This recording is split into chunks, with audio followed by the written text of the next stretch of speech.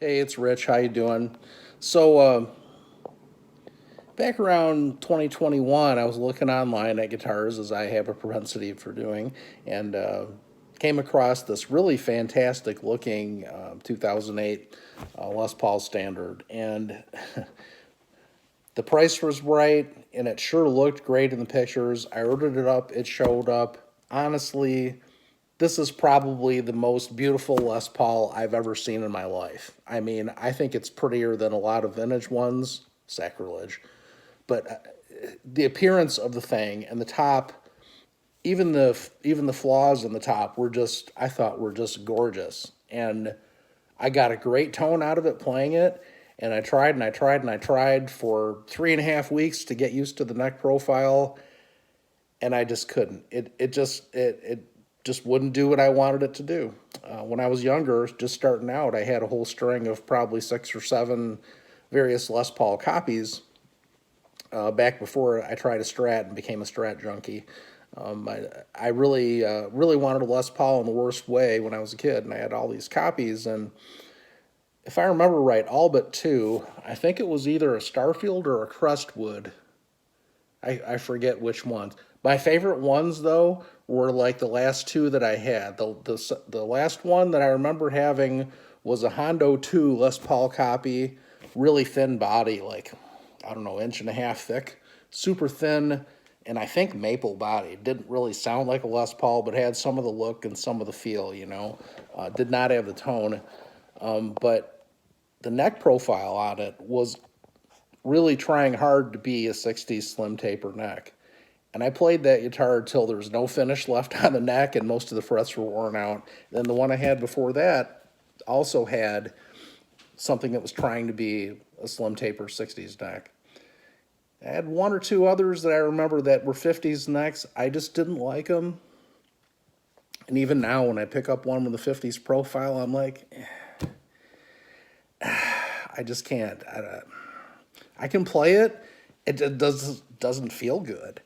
While this '08 Les Paul Standard, this beautiful root beer colored one, had an asymmetrical neck profile that started off too big down by the nut and just got, I won't say impossible, I could play it.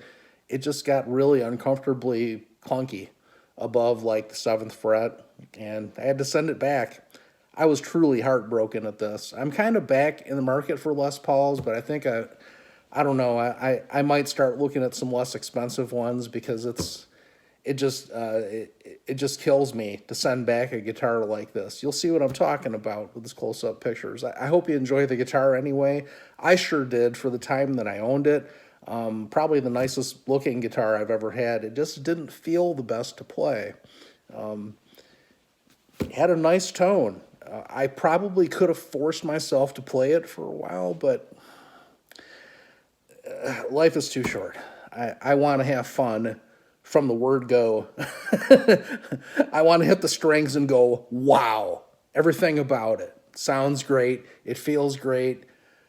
Everything. I want the entire experience from beginning to end, even if I have to make adjustments and change a few things to get it, or if I say, yeah, that's almost it, but I'm looking to add or subtract this, you know, the wow factor has got to be there.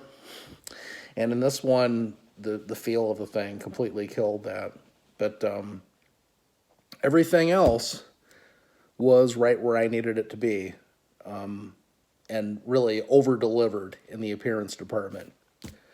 You'll see what I'm talking about in a minute. I hope you enjoy checking out the guitar anyway. I love this stupid thing.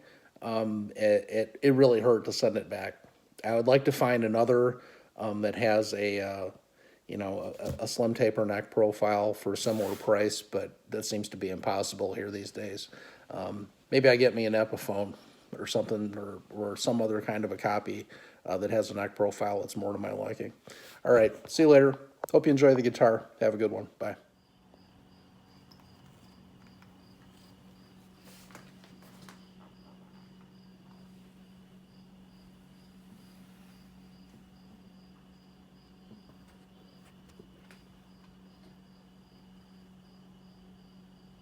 It's like a brand new 13-year-old guitar.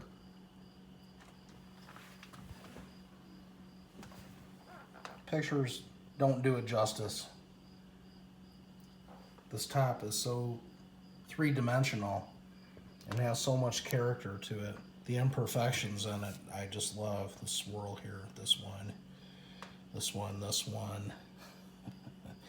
It's not a perfectly striped or matched flame maple top, but it's a beautiful one.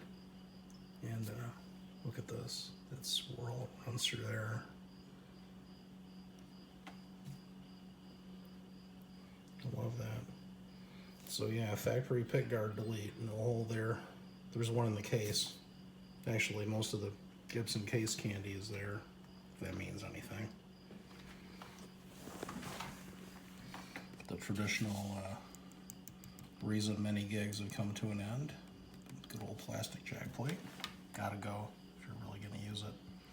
Or I do anyway. I'll break that for sure. Back is just as nice.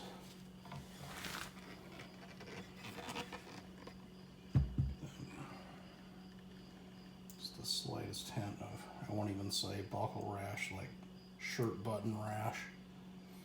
If you play it with a dress shirt on, that's what happens to your guitars. I'd rather wear a t-shirt. Barely played at all. Till 2008. It's a chambered body. Weighs less than my Telecaster. No lie. I'll check on a scale to be sure, but pretty sure, just by feel. It's featherweight and resonant as heck. Unplugged, or more accurately, not plugged into anything. Probably the most important part, really.